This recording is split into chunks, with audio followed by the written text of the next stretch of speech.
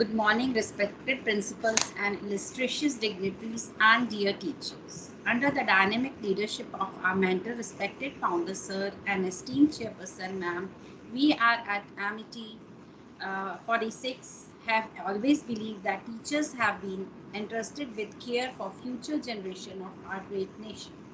Therefore, they must entrust continuously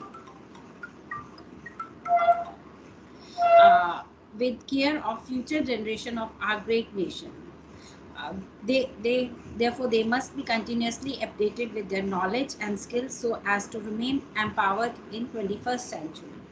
I, Anju Midda, Head of Home Science Department, on behalf of AIS 46, welcome you to this online profession development program Teachers Training, hosted by AIS 46 under the guidance of our principal ma'am, Mrs. Aarti Chopra, who has always inspired us with her innovative ideas. We offer sincere thanks to our beloved chairperson, ma'am, Mrs. Amita Chauhan, and founder, Sir Dr. Ashok K. Chauhan, for having always been our guiding light and a beacon of excellence and great source of inspiration. They have always aspired to equip the teachers with necessary tools that will enable them to nurture the children in an enhanced learning environment. Let's now have invoke the Gayatri Mantra. Invoke the blessings of Almighty by having Gayatri Mantra.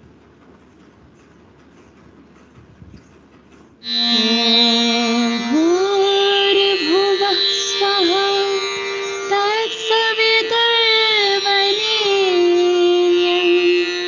भर्गो देवस्य धीमहि धियो यो नः प्रचोदयात्.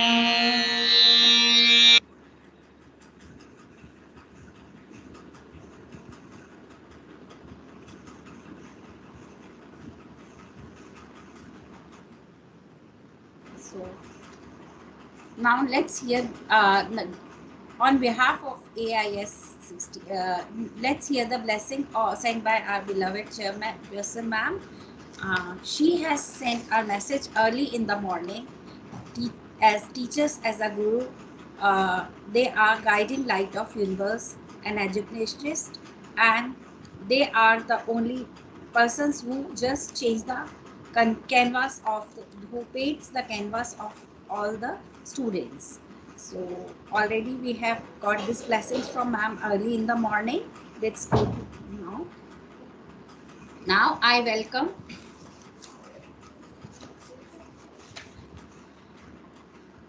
ma'am की slide कहाँ चली गई?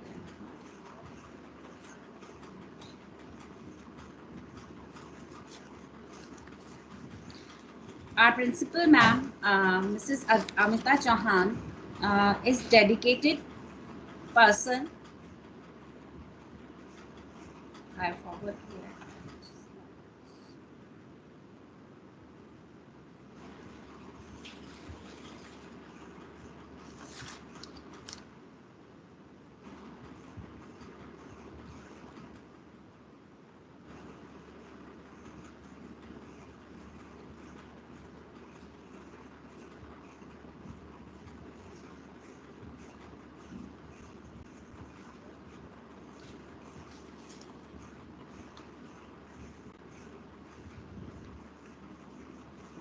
Our principal ma'am, Mrs. Aarti Chopra, is dedicated educationist with 28 years of experience in firm experts of in eliminating modern skills of teachers, empowering its education. Ma'am was recently awarded with the prestigious CBSE Award 2020. Thank you, ma'am, for providing us this opportunity to students in this crucial year of their school. Now, Mrs. Anita Batsera is a postgraduate in food and nutrition from G.B. Pant University of Agriculture and Technology with UGC NET and have a more than 13 years of experience.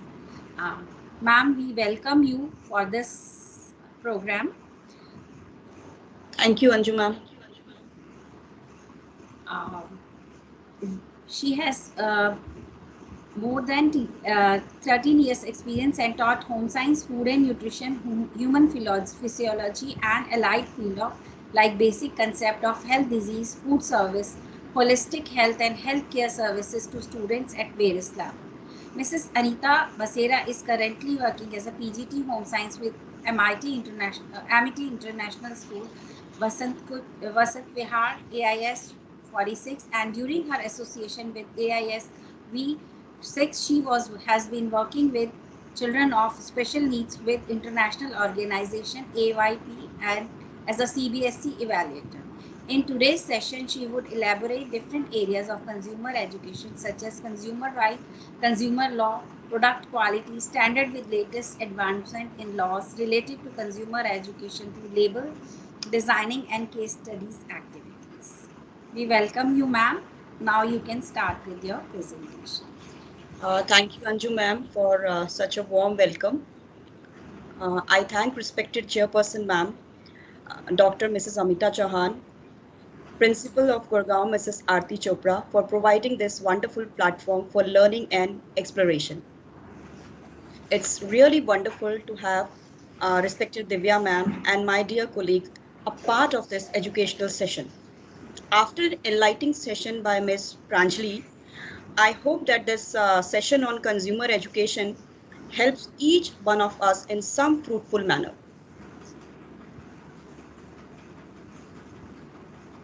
All of us present here. Anju ma'am, are you sharing Yes, something? I'm just stopped. You can stop, so I'll Yeah, continue. I have done now.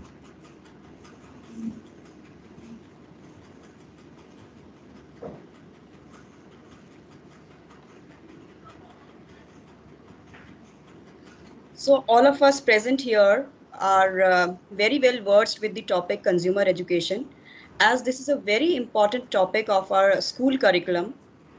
So today my main focus will be sharing my experience while teaching this topic, some activities to engage students, and highlight some major changes in the content that's missing in our textbooks as the republication happens, not every year. At the same time, I would like to say that this session aim is to act like a refresher course for each one of us with the main focus of engaging tools, techniques, activities that can be used by all of us for our virtual classrooms as well as offline classrooms. So I'll begin with the session.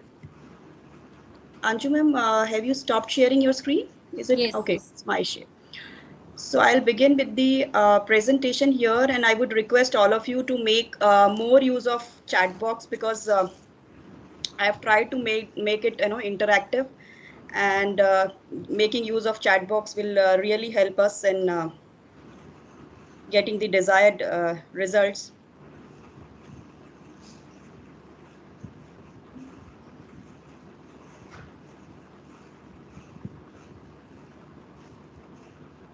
So these are the learning outcomes that I feel that by the end of this session, all of us, have a refresher thing about consumer education, what basically consumer education is all about. So when we talk of consumer education, it basically consumer rights, consumer law, and education. At the same time, I would like that all of you should be aware of the latest advancement in the consumer laws, learn about the various standardization marks and label reading, and exploring the various student engaging activities. That is my main focus here. Now, to begin with, let's understand, who is a consumer. And all of us, are consumers in some or the other way. And these are the some of the definitions that talk about who is a consumer. Someone who has purchased goods and services for personal consumption. That is the most simple one.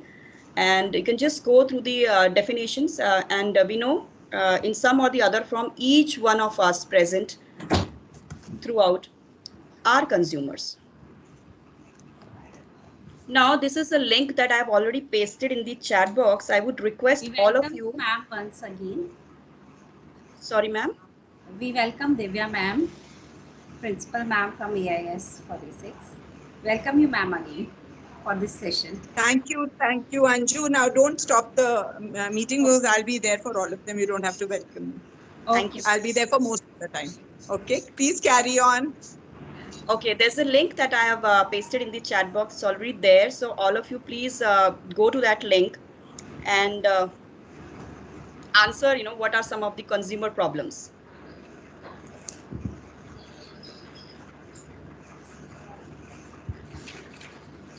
More and more problems I would like to see.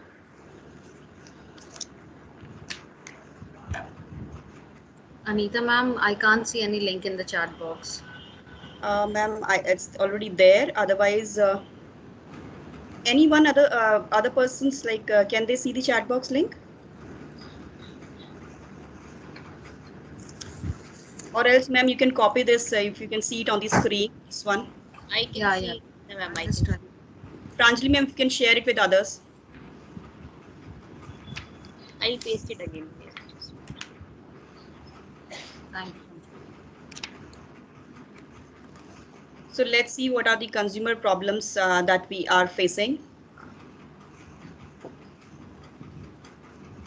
Two answers are already there: adulteration and hoarding. What else?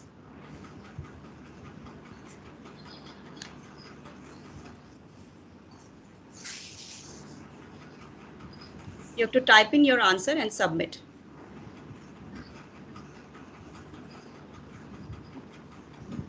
Type your answer here and then click on submit button.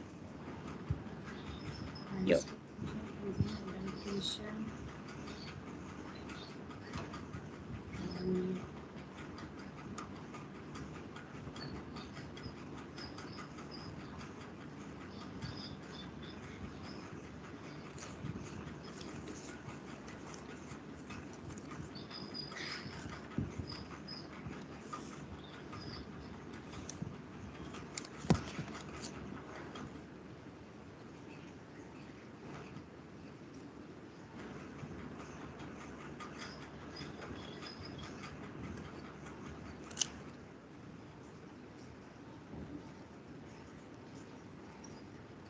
Okay, so now I had to refresh my page. I think a server problem.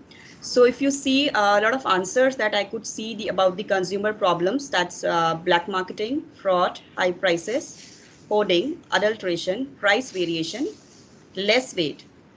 So all of us, we know the different problems. So because of all these kind of problems, and I believe that the list is long. If you continue typing, the entire page, it will fill up the entire page about the consumer problems.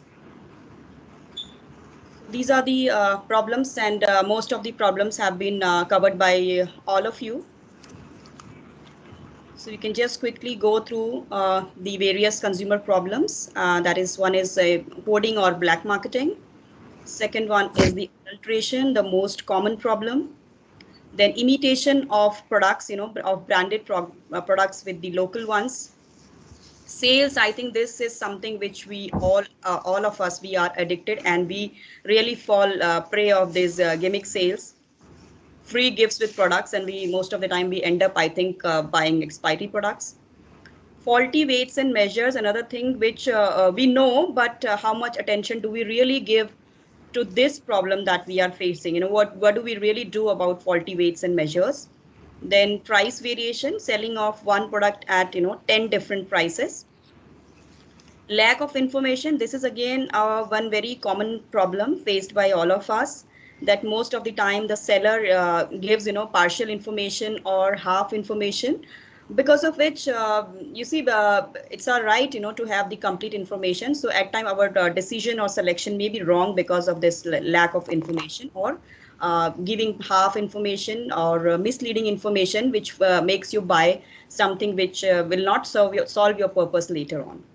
And another important one is lack of standard products, which we will discuss later in detail about what is all about standard products and standardization mark. Now coming to the topic of the day, what is consumer education? So can any one of you, if you can share your views, what do you feel about consumer education? Because these are all the different definitions which are shared by different portals, different textbooks or reference books. But what do you feel that what is consumer education? Educating the consumers about the rights and responsibilities, All making them. right. Rights and responsibilities. Okay. Anybody else? What else in consumer education?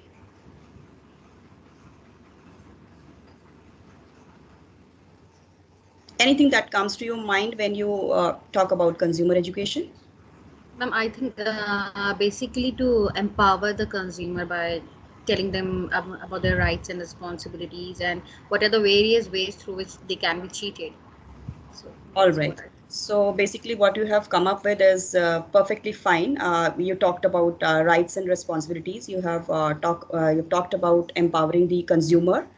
So let's uh, I'll be summarizing it at later what all components it has, but why is it really important? Okay, that's again the answers have already been given by you. To give the protection to the consumer, to gain the basic knowledge and skills to judge any product, provide basic knowledge to handle consumer problem. Consumer should not fall prey to advertisement or persuasions, building pressure on government, providing guidance to consumer, fight against marketing system, consumer awareness, alert consumer to dump dangerous pharmaceuticals and similar products. So likewise, I think you can add many more points that why consumer education is important and is the need of the hour. So again, coming back to the various components of consumer education, when we are talking about consumer education, we should be knowing about all these three components. Okay, then it forms or it gives the complete set of consumer education. First one that you already talked about is consumer rights and responsibilities. Second one is awareness about various consumer laws. And third one is product and quality standards, which is a very, very vast topic. So I've tried to touch, few important parameters of product and quality standards. Now, consumer education, it's a lifelong process. Like it's not limited to this one particular lecture or the kind of education we are giving to our students. It's an ongoing process. It should never be stopped, and we should try to be aware about it. And it can be through different systems. It can be through formal education, like we do in our school. We educate our students about consumer education through different platforms. And at the same time, there are other recognized institutions of learning which are exclusively dealing in the process of educating the consumer. So we'll be discussing again these other organizations which are involved in the process of consumer education. Now, this is a simple question that is there for you. You're planning to buy a cell phone. What are the possible sources to collect information about such feature? If you can put it in the chat box, or you can just unmute yourself and answer.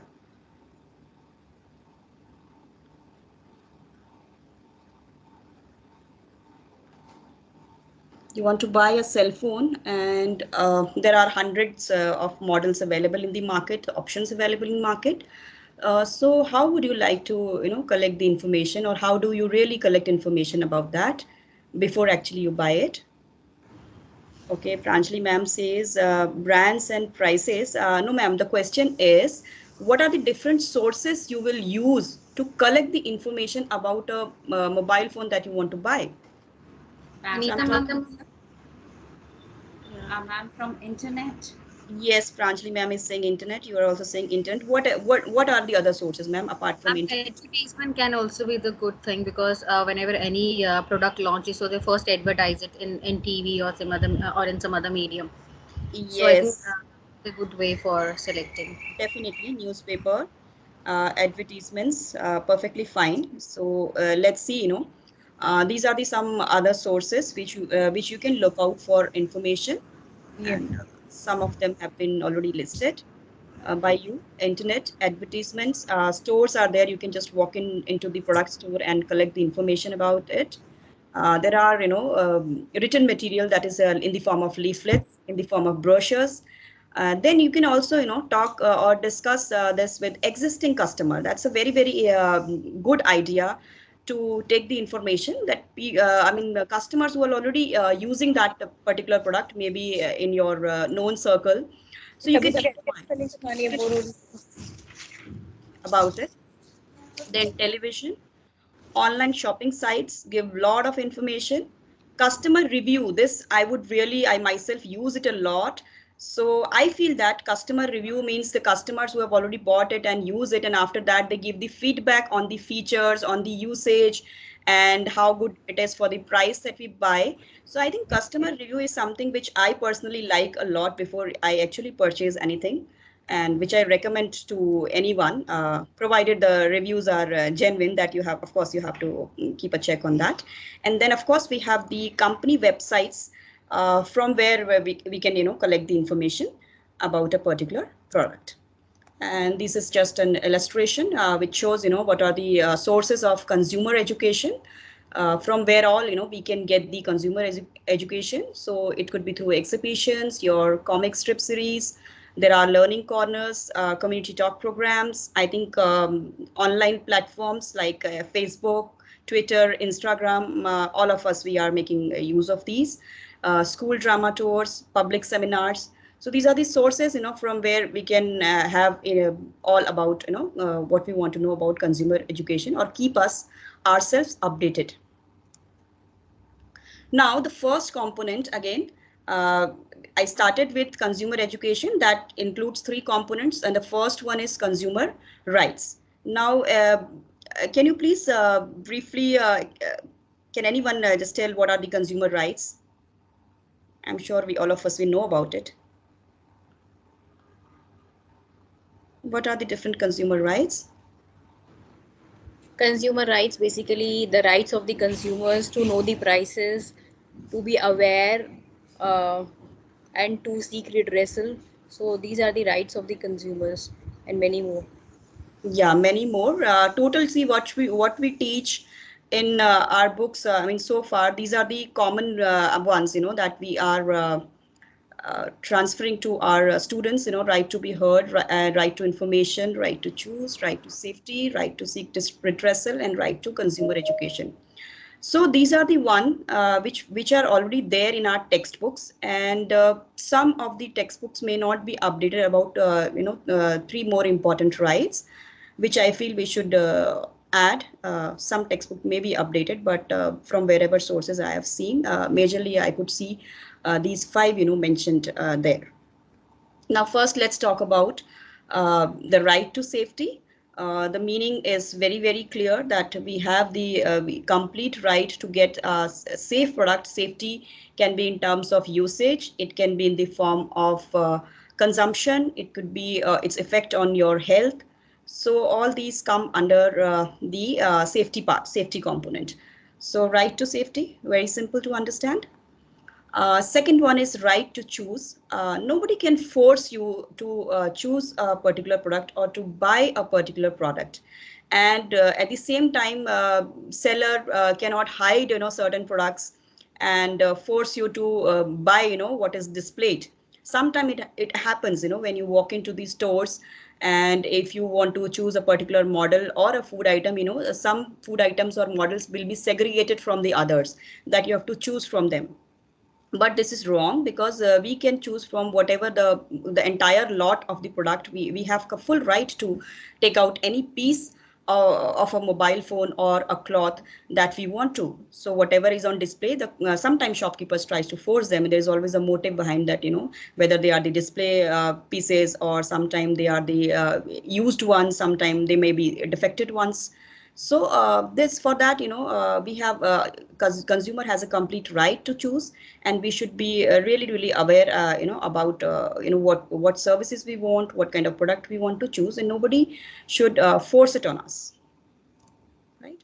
And right to information, I should have complete information about each and every parameter of the product that I buy, that I intend to buy. So that is the meaning of right to information.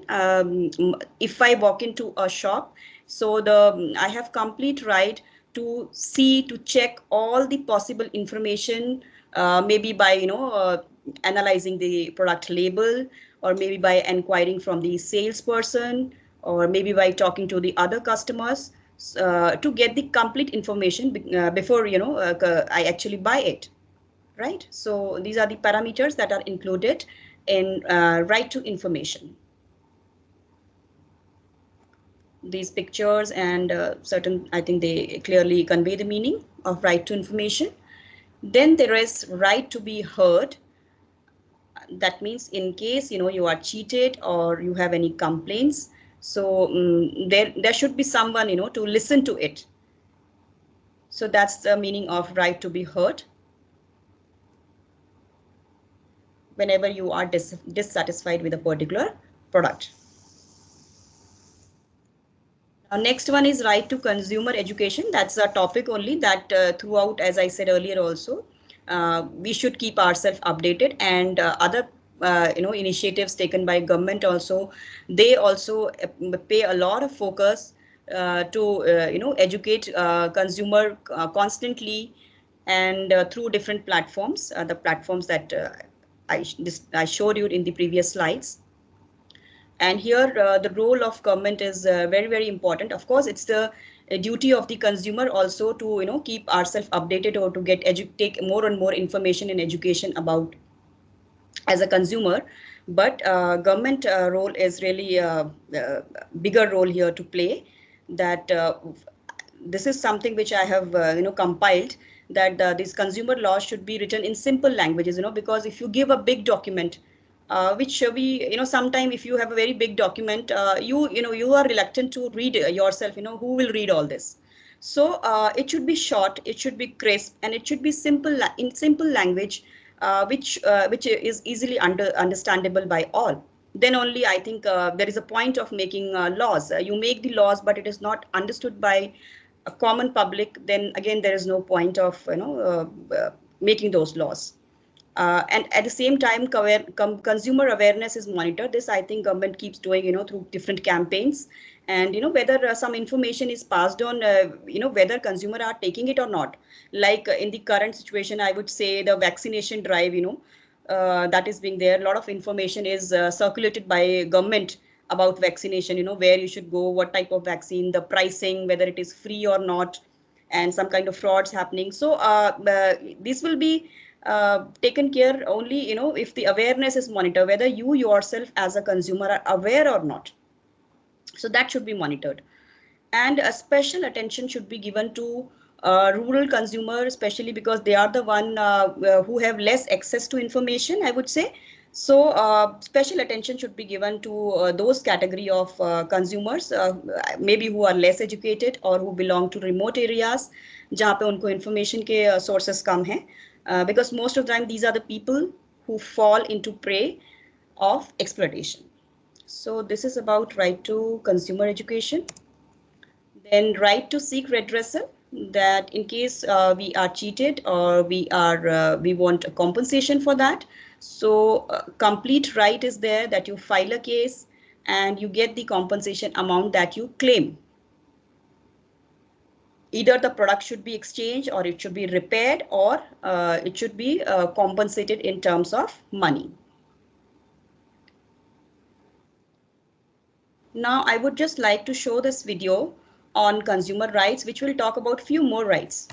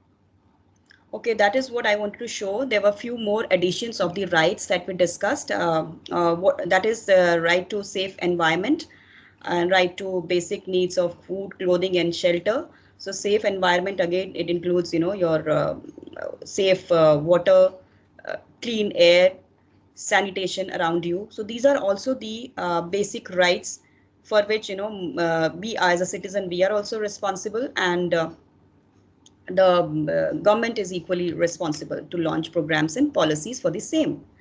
Now, these are the important dates that should be known to each one of us. National Consumer Day is celebrated on 24th December, and World Consumer Rights Day is celebrated on 15th March. Now, I would like to ask, if any of the activities, because when we are teaching these in the classrooms, we should be celebrating these days, and few activities, if you can suggest in that we can do to celebrate these days, suggestion or ideas. Ma'am, you can make use of your chat boxes if you want more and more We can, ideas. we can use theatrical programs also to make them aware for the rights, and we can also ask them to prepare leaflets also, and nukkad nataks also to reach the rural areas if you. Yes, it's wonderful, ma'am. So many ideas from you. Okay, poster making. Anju ma'am is saying poster making. All right, and okay, leaflets also. Yes. Okay, these are the ideas and activities which personally I feel we should be doing in our classrooms to make it interesting, and of course to create awareness. That should be our objective, because if we educate our school kids, if we make them aware, definitely it's moving ahead to many. It's going to many more people in the society. So these are the ideas which I have compiled, and I use them, when we are in the school and in offline as well as in virtual classrooms also. We can use many of these. We can do essay competitions, Nukkad Nataks, as mentioned by Pranjali ma'am. There could be a slogan competition. You can ask students to create informative videos, and we can launch them in our online classes, and we can also post them on the various social platforms. We can have a class talk for 5 minutes on any of the topics on Consumer Day. Uh, Awareness drive in school that can be done on these particular dates, poster making competitions, making a free expression wall in the school to put ideas about Consumer Day. So these are the compiled activities. I'm sure all of you would love to try them, or must be trying them.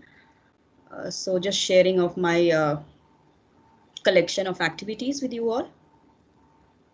Okay, now this is another important and interesting thing that we talked about, rights, right to safety, right to choose, right to information, right to heard.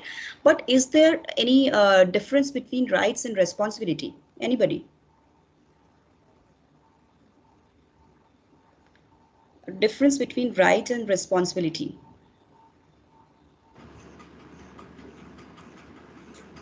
Ma'am, rights basically means which has already been given to us from the government side, and it is our responsibility that how we are fulfilling that rights, and how we are taking care of our rights basically.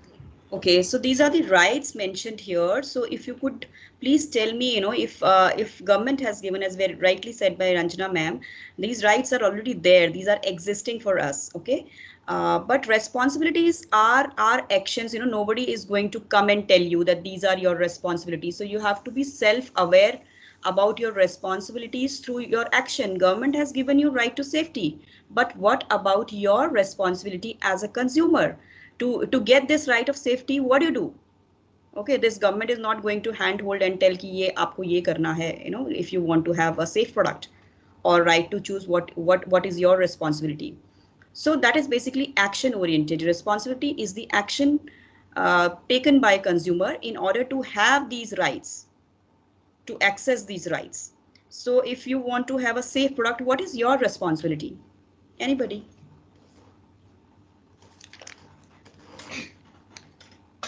or We have any of these? we Yes, have to ma'am. check for the standard marks. That is our duty, that we had to check it.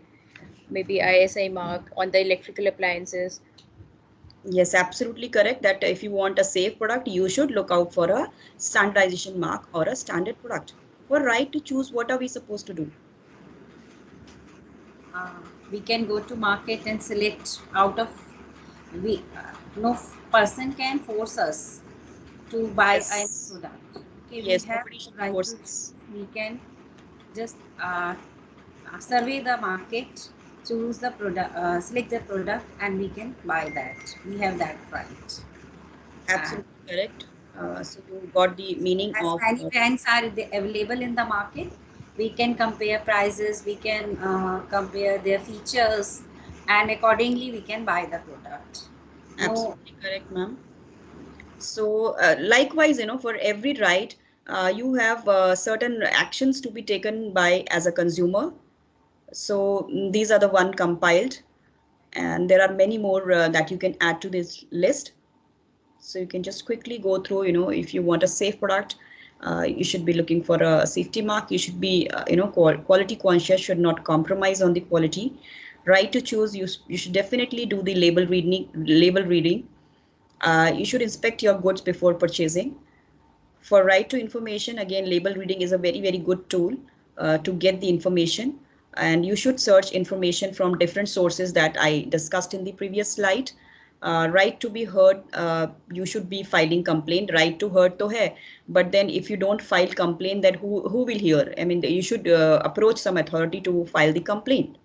Right to consumer education, so for that, you have to be aware about your own rights, and you should make proper use of product services that is available through different platforms. Right to seek redressal or compensation, then you should be beware of misleading advertisement which claim certain kind of thing, and they offer you in reality there's something else. And you should definitely file a complaint with the proper amounts or the kind of compensation that you are seeking. So these are more actions that you can take in order to be more responsible consumer.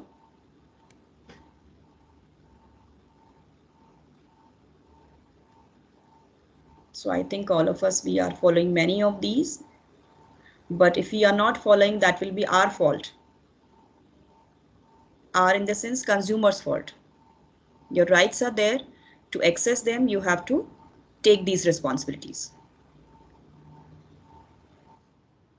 Now, this is a case study based question. After doing this section on consumer rights and responsibilities, case-based study questions are framed or can be used to extract the outcome of whatever topic we have taught in the class.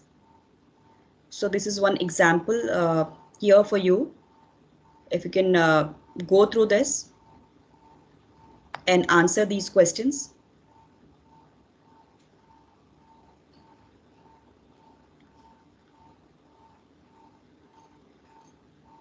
The first question is, which right of the customer or consumer is violated here?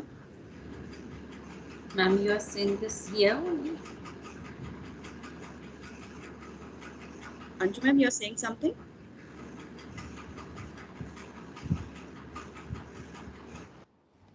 Okay, I'll just go through this. I thought there is some quiz given by you. No, this is this first question. If anybody can answer, like after going this small case, which Okay. right of the customer is violated in the above case?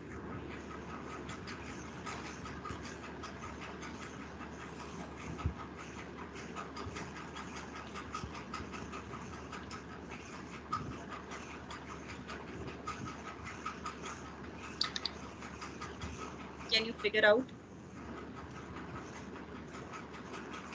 Is it right to safety? Is it right to choose? Is it right to information or right to be heard?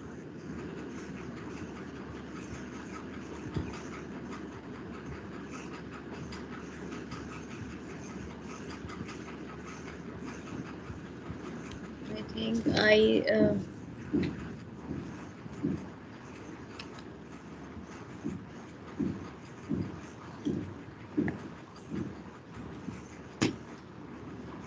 Yes, ma'am. Anyone. I think right to be heard. I think. Right to be heard. Anybody else who has a different opinion? I think right to information is getting violated here. All right. Anju ma'am, what is your opinion in the above case you've gone through? Uh, right to information, they have not given proper information to the consumer regarding Yes. services.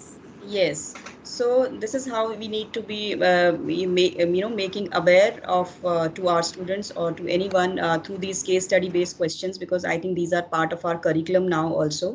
So small case studies can be framed like this. I mean, this was the idea behind, not to judge anyone for that matter. And then two more questions are there. I think you people can answer these questions, so I am not taking this. So right to information, partial information is given in the above case. So this right is violated in the above case. So case can be filed based on that assumption that half information or complete information was not extended.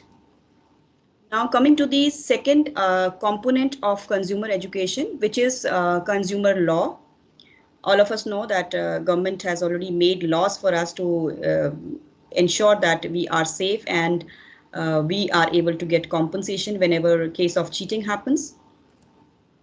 So that's the law that we know, Consumer Protection Act 1986. Anybody would like to say something about this law? Do you know any changes that has recently been put in this law? Because I think in our textbook it is like that, Consumer Protection Act 1986, and we are teaching like that.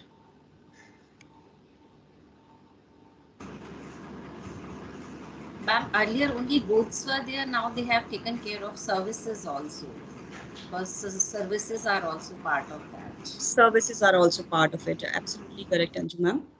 Okay, let's see. Now this law has been modified, or certain changes have been incorporated. Now this is the recent change, that is Consumer Protection Act 2019. And this came into force from 20th July 2020, right? And this was passed in year 2019 and in force enactment 2020. That means whatever changes are there in the consumer जो 1986 वाला law है उसमें जो भी amendments changes किए हैं from July 2020 they are effective. They are effective, and whatever is changes are there, we can take the benefit of that. And ministry behind passing this is Ministry of Consumer Affairs, Food and Public Distribution. Now, these are the salient features of Consumer Protection Act 1986. If you see the top line, okay, these were the provisions which were already there in this 1986 law. Okay, it includes both goods and services, covers all sectors, public, private, and cooperative. Right clearly spelled out, and there is a nominal fee to file the case in case of cheating. And now the latest one, which is 2019 जो changes के साथ आया है, इसमें it has given more power to consumers, right? These are the additions to the laws, and I would like everyone to incorporate these changes to what is there in our textbook, because I see only these one there. And inclusion of e-commerce sector, because earlier e-commerce, that online thing that we are doing nowadays, especially in current situation also, I think e-commerce or online shopping has become part of our life. हम उतनी normal shopping नहीं करते जितनी e-shopping करते हैं. So earlier there was no provision of cases which fall under e-commerce sector. So this is one really wonderful addition to this law. And time bound, earlier also here there was no time period specified. If somebody files a complaint also, there was no surety and guarantee by what time. I mean, timeline was not defined, but here it is time bound. So if you're filing a case, it should be filed within 3 months or 6 months. A timeline will be given to you. Responsible endorsements are more responsibilities are given here. Then more of the customer interest, it's more of customer interest oriented. internal dispute redressal mechanism for which I mean, let's know, we don't have to go into detail of it, but there is the redressal system that was operating or functional earlier. Now it is quite different from what is there. It is faster, and one can, if somebody wants to file without letting it telling to 100 people, that can be done. And the process is also simplified in comparison to the 1986. So these are the advancements in the Act of Consumer Protection. Now this is the redressal system, or the compensation in case somebody wants to file a case. Where should we file the case? So there were 3 levels, 3-tier grievance redressal system that we know that you can file the case at district forum, state commission, and national commission. Now, any one of you, if you can just tell me that if you remember the amount of compensations, that is there in our textbooks that we can get in district forum, in state commission, and national commission. Anybody? If you can just try to recall. I think it was district form till 20,000, state commission till 1 crore, and above 1 crore is national commission. Okay, you are close, Pranjali ma'am. Okay, it's absolutely good. This is what we know, right? But there are changes in this also. So again, to make a correction here in this content about the amount of compensation that can be asked or that can be filed in these 3 respective commissions or courts. This is what less than 20 lakhs, between 20 lakh to 1 crore, and more than 1 crore. This is 1986. Okay. Now there is a comparison. You can note down the changes if you want, the changes that are there, which I've already discussed. And this is the major one. See here. If you see, now in district court, one can file a case which seeks compensation of up to 1 crores. Earlier it was less in district court. If you compare these two, you see here there's a major change. Okay, so this change to be noted and incorporate in the textbooks. I mean, from examination point of view, it's very, very important. And rest all, I think we have already discussed in the previous slide. E-selling, e-commerce is included. Again, there was no provision of e-commerce complaints earlier in this case. Now here there was no legal provision. Now you can fight the case. Consumer can fight the case through court till you don't get the desired compensation that you are asking, or the desired justice that you are looking for. I hope this is clear to all. Now this is the process of filing complaint. Yes, ma'am. It's easy, and this is a flow chart that is there, how to file the complaint. So the previous one, it is just a summarized one, so it's easy. You can e-file the complaint. It's very easy, very short.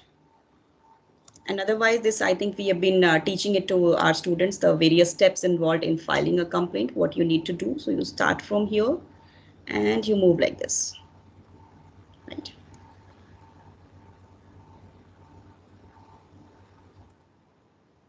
Now, another important topic is consumer groups. Any idea what are consumer groups? Any consumer groups that you know?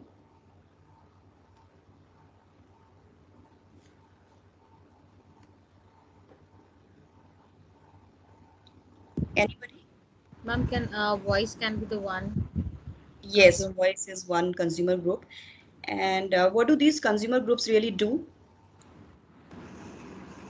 I think they're basically meant for helping the consumers for so that they can help for seeking redressal in various things. Absolutely correct, ma'am. So as said by Ranjana ma'am, voice is one she has pointed out. And here is the list of consumer groups in India. List is long, I have taken a few important ones which we should know. These are basically the helping agencies. Okay, they will help the consumer in all possible ways to file the case, to get the case registered, to track the progress of the case. Maybe some the people who are less educated or don't know how to e-file, so they can approach them, and they will file the case on your behalf, and they will help you in the entire process of getting the redressal or justice. So you can just go through the list of consumer groups in India.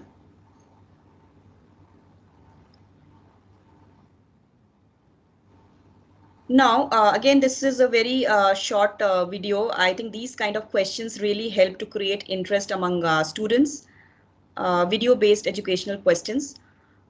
There is a small story by Mr. Wright, and after watching this video, I would like to answer the following questions. So let's see how it works for us.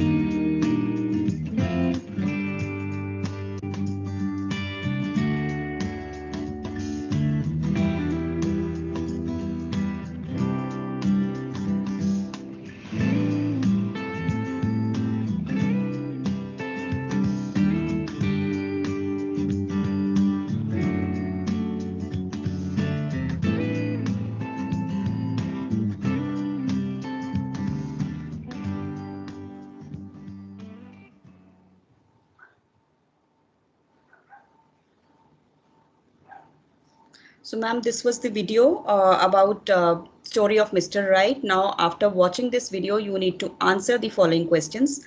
List the problems for which we can file the complaint that you could figure out from the video.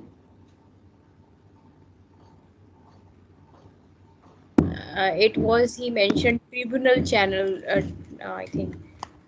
Tribunal channel. Okay, I think consumer problems that were discussed, all of us are clear about it. And yes, the second question, the channel, that was mentioned here, that is about tribunal criminal claims, which also can be used, because we know that we can file case under Consumer Protection Act or COPRA, that popularly is known as. But this is another channel in which we can file the complaint. But what is the limitation, like the amount for which we can file the case under this is the compensation that we will get actually. It was 25,000 according to the video. Yes, it was 25,000. But if we compare it, if we see it with the Consumer Protection Act, wherein if you are filing the case at different levels, the compensation amounts are quite bigger. But if somebody has a smaller complaint, then probably you can, file through this channel also, which is a new thing, which even I was not aware, before actually exploring the material for this session. So I wanted that this should be again shared with all, and focus should be made on when we are teaching consumer education, small story video based question to keep the interest and alertness of the students checked in.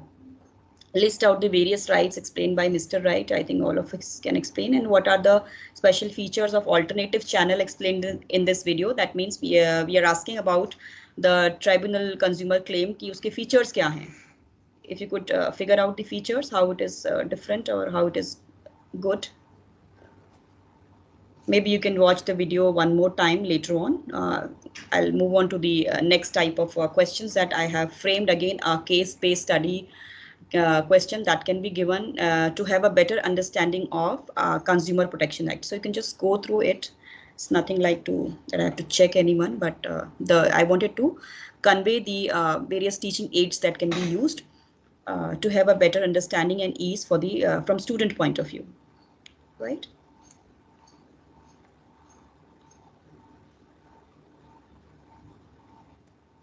Okay, then now we have come to the third segment of consumer education, product and quality standards. Now, this is a very, very vast topic, and I tried to compress it for 15 to 20 minutes. And when we talk about safety and quality, FSSAI is the name that comes to our mind for seeking the safety and quality of the food items, especially, and it is this major authority which is dealing with the guidelines or regulation of food quality of food items. So this is the one, but there are other authorities also, because safety, it's not that we need safety only for food items. We need safety and quality for each and every item that we are using as a consumer. So the list is long, different categories of items that are being used by us. But the most common one being the food, the largest segment, I would say. And there were different laws earlier, which were made in order to control the quality and safety of the food items. Can you name few laws or quality standards that were existing or that are still existing for controlling the safety and quality of food items?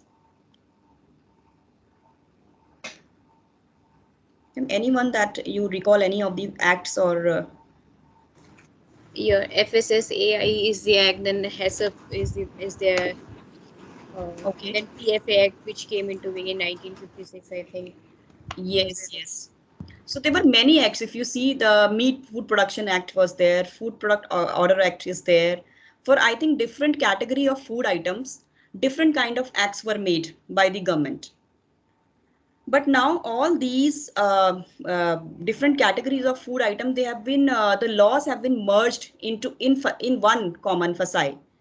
Basically, the idea why these earlier existing laws are merged, because so many laws were there that it was actually creating a lot of confusion amongst consumer, even for manufacturers also, when they have to take license, for quality and safety. That was creating confusion that the product category, they have to approach which forum, they are guided by which law, which standard needs to be maintained. So lot of information, lot of different laws were there. So because of this, now all the existing laws, they have merged in FSSAI, and for this reason, now if you see that I'll explain it in the coming slides, that we see FSSAI most commonly when we talk about food items.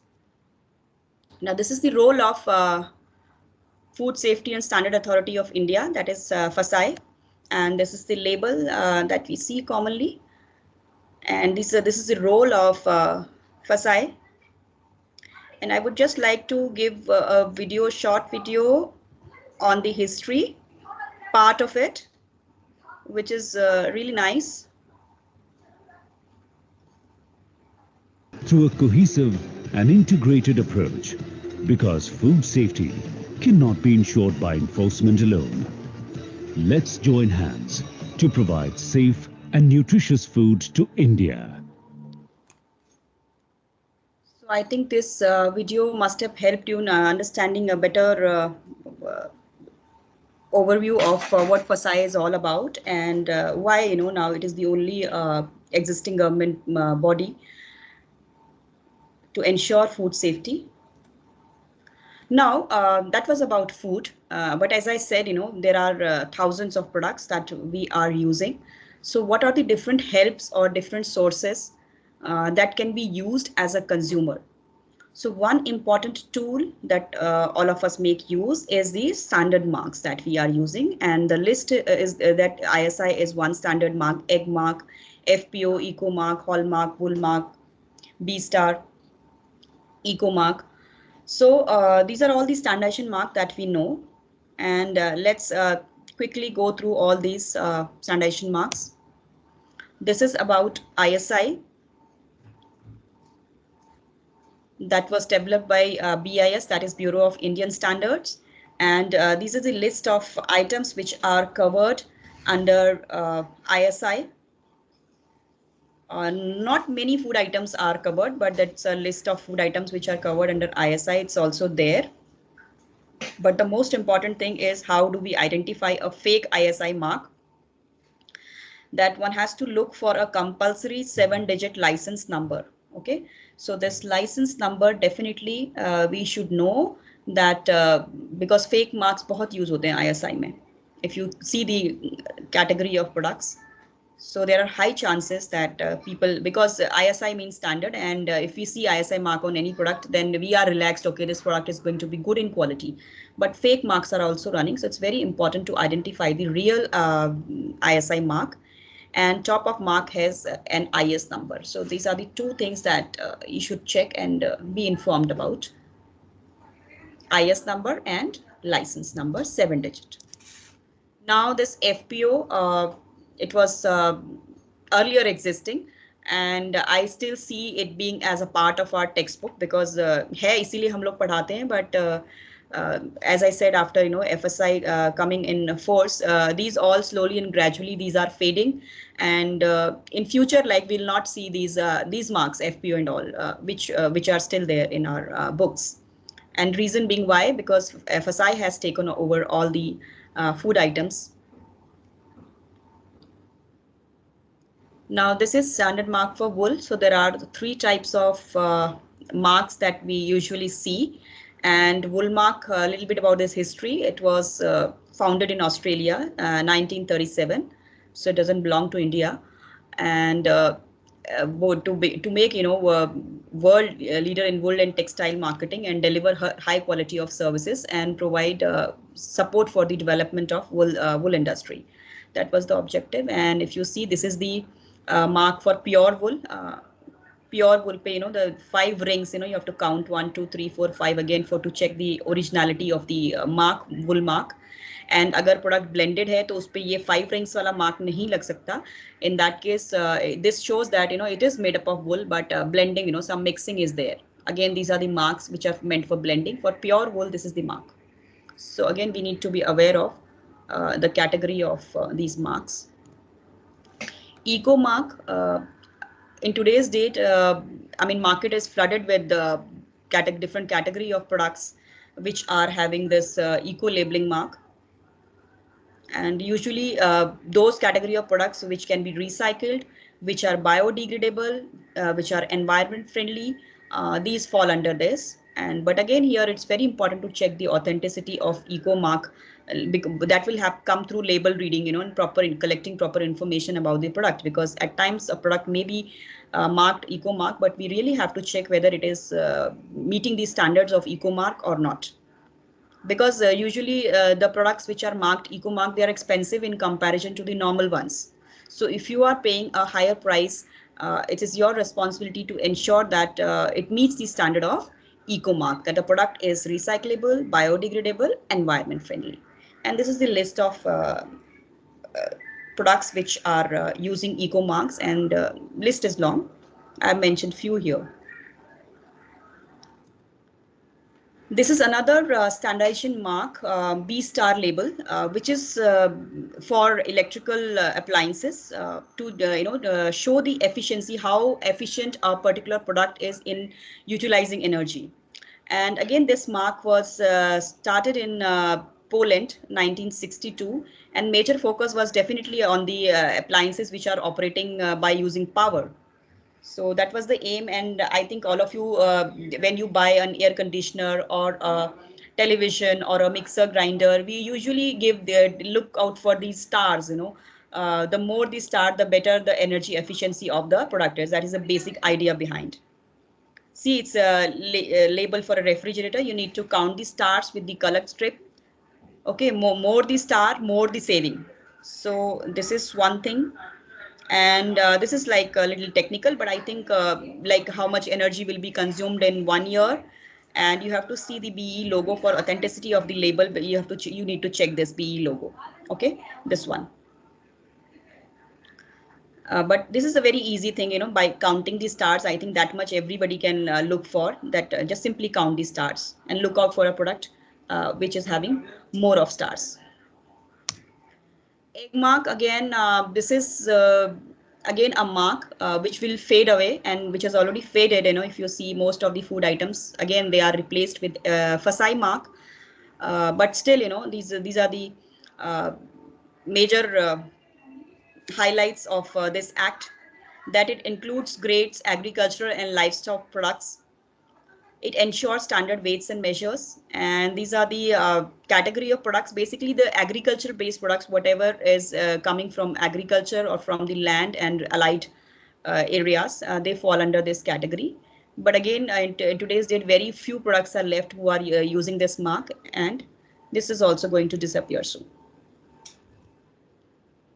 Now, these are again the set of activities that I have collected to apply our theoretical knowledge into practical. What all activities can be done to enforce the learnings?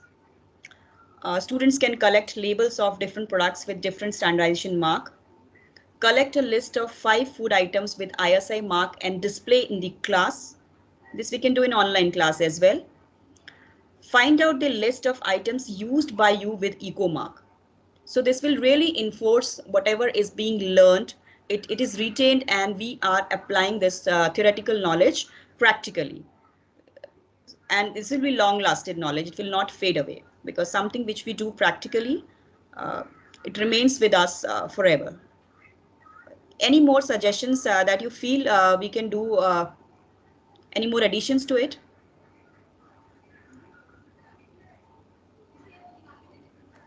Anju ma'am, anything that you feel more activities can be done to teach about labels, standardization marks? Ma'am, as we are doing in class 12th, I think they are making food products and making label on that. So we can ask them to write all the details of certain standardized mark and check whether these products are available on these things are available. They have incorporated in their food product or not. And so they can write that this is equivalent to that standardized mark.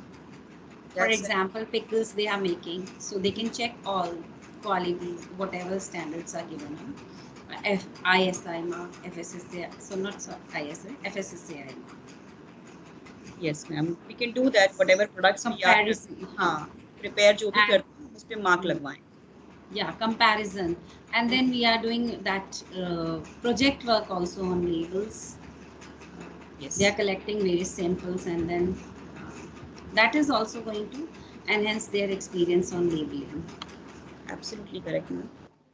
So likewise, I think all of us, we do some of the more activities, and another one component of quality and safety is product packaging. So it's very, very important to learn about product packaging. Actually, when we were doing this session from Pranjali ma'am, so she talked about that label, towards the end, the innovation that's going to happen. I think that's a really wonderful thing that we can have, that edible packaging concept. But one need to be ensured that whatever edible packaging we are using, that is safe and that is actually edible and safe in terms of health.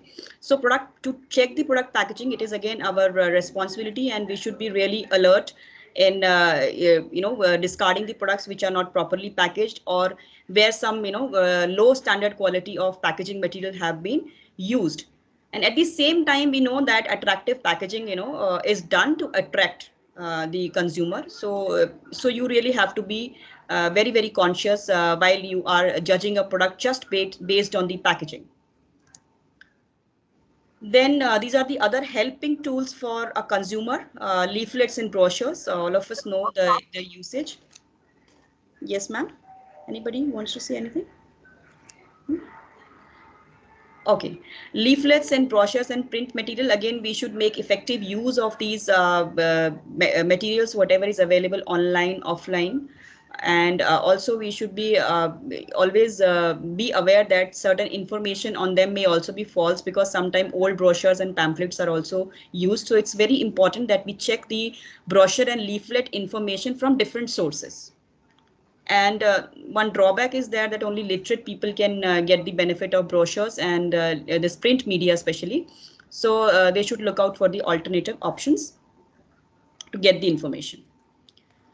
Advertisement, as we have already discussed, advertisement are a powerful tool, and all of us, we are watching advertisement through different platforms. So one important thing about advertisement is that do not believe in what all is advertised. I think all of us will agree to it. Then another important parameter or a tool is reading the product label carefully. So see here, FSI license number is mentioned. So when you are buying a product, it's very, very essential that you look out for each and every detail on the label. Right, if you see here on mineral water, there is an ISI mark. So we should not be buying the mineral water, packaged water without an ISI mark. So here it is not FSI, but it is ISI mark. So it's very, very important. And I think this is one activity that we do in class also. This is the highlights of a good label. What all things we should look for in a good label. Address, ingredients, expiry, best before, lot number. It should the information should be in the local language where people don't understand Hindi and English. So information should also be provided in the alternative language, which I think many of the labels are doing it. It should talk about maximum retail price, your weight, and instruction for preparation and dosage. So these are the qualities of a standard label. And we should always ensure that we make students prepare their own labels. As Anju ma'am said, that we are already doing it. And whatever products are being manufactured in the lab by students, they should make a nice label. Here again, theoretical knowledge will be converted into practical one. Now, this is another standardization mark, which is specially meant for which category of products. Hallmark is meant for which category of product, ma'am? Anyone? What do we know about Hallmark? It's for gold, actually, gold jewelry. Is it only for gold or any other thing also? For gold, I have heard, and now recently the government has made it compulsory also. Yes. So that's a very good move. That's the latest advancement in this. It is majorly people know it for gold, but precious jewels, precious stones, silver jewelry, Hallmark is meant for that as well. And recently, if we see, government has come up with the good changes in Hallmark.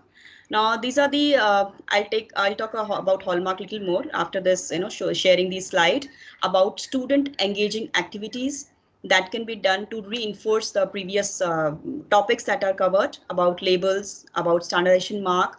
So designing of a label, preparing a slogan or poster to create awareness on importance of label reading, designing a leaflet to make aware the consumer against online fraud and shopping, share incidences when you faced a problem as a consumer, what actions were taken by you, if not taken any action, state the reason for not doing so.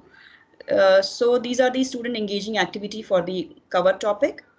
Now this is about Hallmark. that a hallmark has how many components? It has 5 components that you should look when you are buying a product which is hallmarked. So if you see all these 5 marks, first is the standard logo, then purity or fineness, like we know it as 22 carat, 24 carat, 18. So these are the different carats categories which are available here. If you see, it can go up to 9 carats, right? So you should know the money that you have paid is for which category of carat, because price will change as the carats will reduce. That means the purity of gold will reduce, so the price definitely should reduce. It's quite possible that earlier, especially when this mark was not mandatory, because it is optional. So everybody was not taking getting the jewelry hallmarked, but now the government has made it compulsory. So I think the consumer are going to get the benefit of it. Then assaying and hallmarking center mark, year of making, and jewelry identification mark. So these are the 5 parameters that you should look as a consumer when you are buying a hallmark jewelry, because it comes at a price, right? A hallmark jewelry is priced more than a non-hallmark jewelry. This is just a closer glimpse of the marks that was just explained to you. Then these are the carats, you know, it's 6 carat means the purity of gold in percentages, it's mentioned here. That is just for your information. And the number which is used for hallmarking. So you see the number is changing. Okay, so 999 is for 24 carat gold, which commonly जो हम लोग purchase करते हैं, we are buying 24, 22, I believe, and 18, right? So at least for them, you know, we should know the numbers which should be there on the mark. Now, this is the video, the last video that I want to show.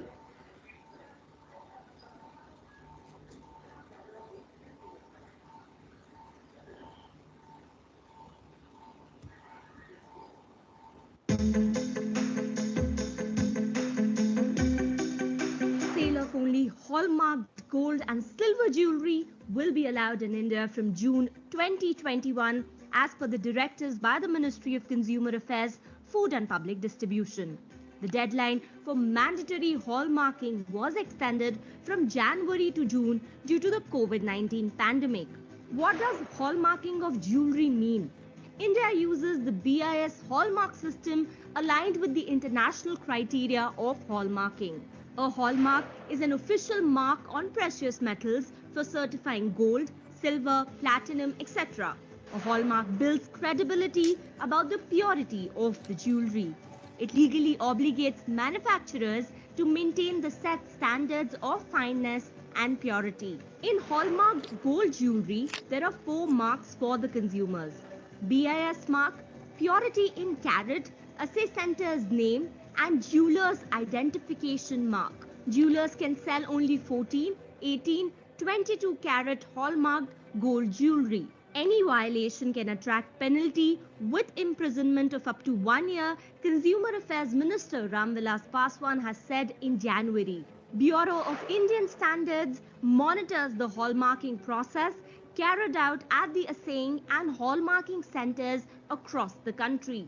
The government now also plans to make the hallmarking process quicker by establishing centers in every district. After registration is granted to the jewelers by the BIS, they can get their jewelry hallmarked from any of these recognized assaying and hallmarking centers. Currently, India has 892 assaying and hallmarking centers in 234 districts carrying out the process for 28,849 BIS registered jewelers. This number is expected to increase with the government's directives to make the process more straightforward. What are the steps involved in the hallmarking process? The process of gold hallmarking has 3 steps: homogeneity testing, purity testing, and marking individual items. Homogeneity testing ensures basic regulatory standards. Purity testing has multiple steps that involves bodies selecting the items for testing, followed by preliminary testing on the surface of selected items. It is completed by taking smaller samples from every item for detailed testing. In the end, the centers carry out intense assaying to gauge the finesse of the metal. The entire process takes 5 to 6 hours before the gold is ready to be hallmarked. After satisfactory results, hallmarks are applied via hand, press marking or laser marking. Hallmarking has been a voluntary exercise due to the lack of transparency and high cost associated with it, accounting for only 40% of the gold sold and purchased in the country. The jewelry was tested only if a customer insisted.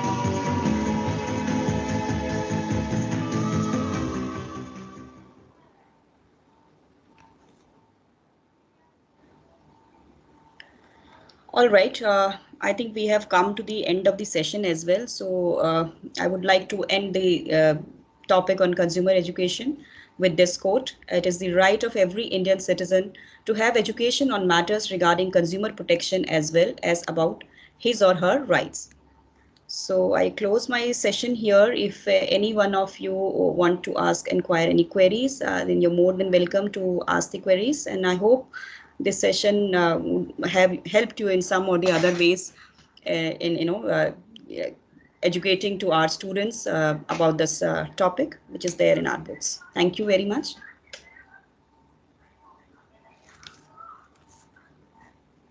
Yes, any one of you have any question? Divya ma'am, you want to give any special inputs? Ma'am.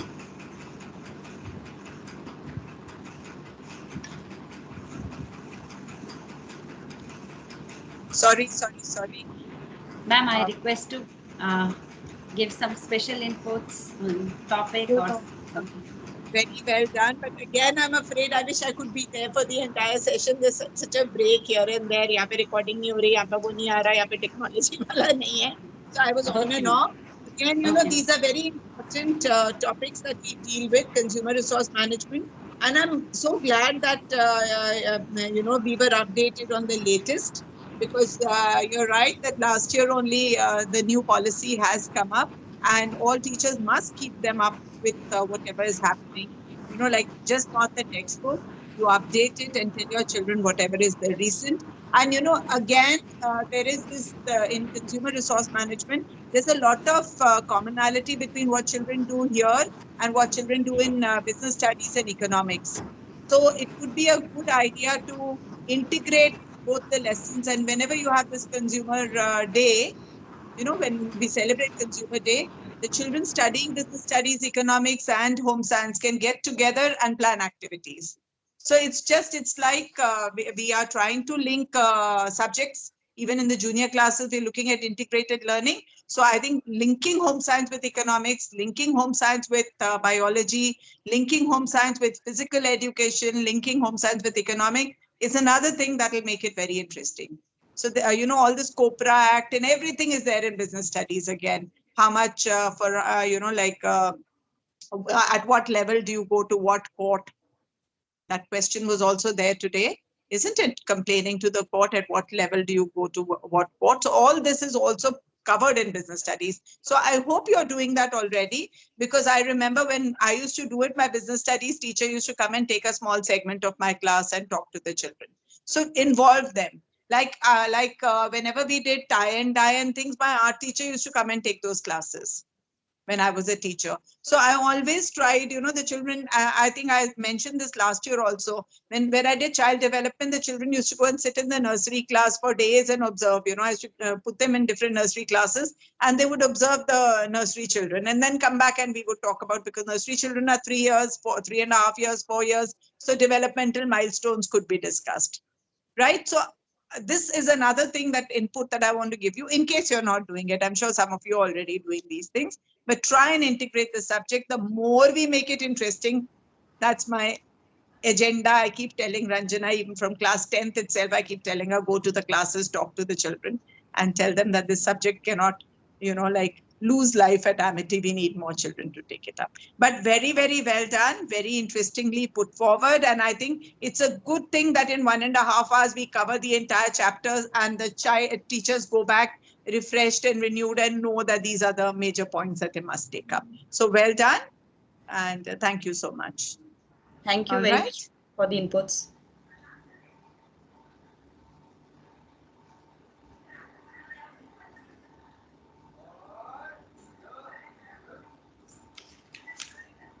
Anju ma'am, your voice is not audible. Thank you, Devya ma'am, for your expertise, knowledge, and giving us expertise comments. Thank you, Anita ma'am, for enlightening us with your enriched experience and wonderful presentation. We are immediately benefited. So many topics you covered, which we were not aware of.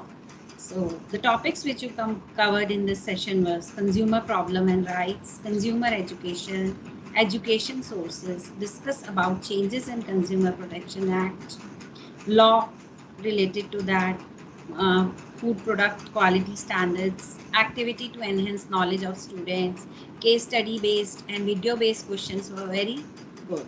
Thank you for all this thing. Now I would like to express my gratitude to Mrs. Anika Basera for sparing time and experiencing to enhance our proficiency in online mode of discussion of knowledge, for making valuable additions to this pedagogy of Amity Institutes. Thank you, ma'am. Thank you so much. Now, I also thanks for joining us today to all the participants for today's session of PDP and making it so successful.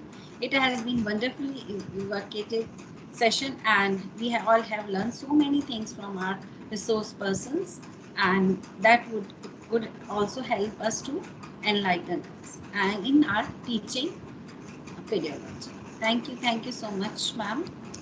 Now, thank you, Pranjali ma'am. Thank you, Ranjana ma'am. Thank you, ma'am. Thank I you. filled Ma'am, the- there I is filled the one form. form. Ma'am, Yeah, can you have to fill. Ma'am, this stop form. recording, I think. Yeah. Submitted. You can